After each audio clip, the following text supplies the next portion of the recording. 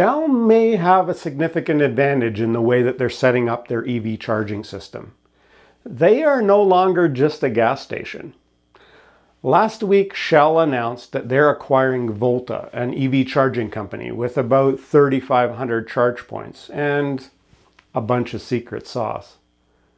Over the last few years, Shell has acquired Ubitricity, Greenlots, and a few other EV networks. That puts their total number of chargers at over 90,000 charge points globally. By the way, that's not their EV advantage, even though that's a lot of chargers. Shell is establishing a first in the EV charging market that they learned in the oil and gas business. They are vertically integrating the whole supply chain from the renewable power generation all the way to where you plug in your vehicle. And they've also diversified both ends of this supply chain. Large wind, solar, and storage deployments are owned by Shell to supply power to the charging network. The charging network is then made up of charge points at home, at business or retail locations, and on the go on the forecourt or service stations. Vertical integration means that every step of the supply chain can now be optimized by leveraging relevant information from one step to the operation of another step. For example, if we get a really solid wind off the east coast of the United States and the Shell-owned wind farm is pumping out at peak power, Shell has a strong supply of renewable power that directly guarantees the commitments of green power to its charging customers. It provides guaranteed buyers for the renewable power generation. And it builds loyalty in the membership.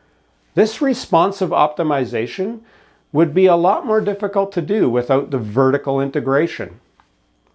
I think this integration might be an advantage to Shell.